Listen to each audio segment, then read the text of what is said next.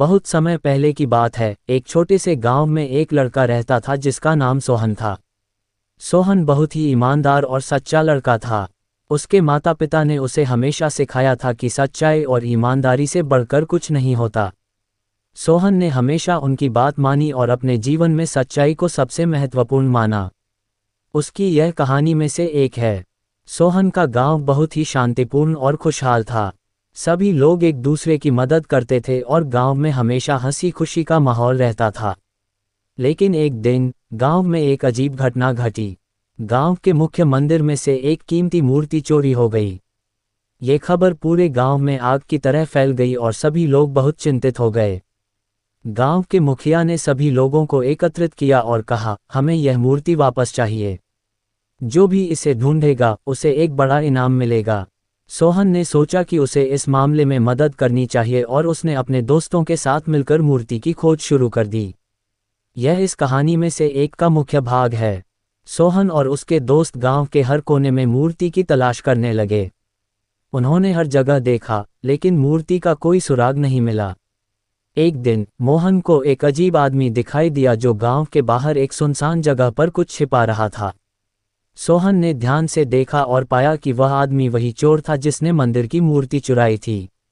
सोहन ने बिना किसी डर के उस आदमी का पीछा किया और उसे रंगे हाथों पकड़ लिया। उसने गांव के मुखिया को बुलाया और चोर को उनके हवाले कर दिया। मुखिया और गांव के लोग मोहन की बहादुरी की तारीफ करने लगे और उसे इनाम दिया। यह इस कहानी के आदर्शों को दर्शाता है। विस्तार और गहराई से सोहन की इस बहादुरी की कहानी बहुत ही प्रेरणादायक थी। गांव के लोग उसकी सच्चाई और ईमानदारी की तारीफ करने लगे और उसे अपना आदर्श मानने लगे। मोहन ने अपनी इस सफलता को केवल अपने तक सीमित नहीं रखा। उसने गांव के बच्चों के लिए एक विशेष कार्यक्रम का आयोजन किया, जिसमें उसने उन्हें सच्चाई और ईमानदारी के महत्व के बारे में बताया। यह इस कहानी का एक उत्कृष्ट उदाहरण है। सोहन ने बच्चों को सिखाया कि सच्चाई और ईमानदारी से ही सफलता प्राप्त की जा सकती है। उसने उन्हें बताया कि कैसे उसने अपनी सच्चाई और ईमानदारी से चोर को पकड़ने में सफलता प्राप्त की।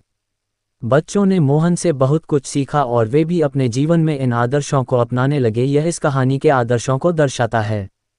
आगे की घटनाएं। सोहन की सच्चाई और ईमानदारी की कहानी धीरे धीरे पूरे राज्य में फैल गई। एक दिन राज्य के राजा ने मोहन को अपने महल में बुलाया।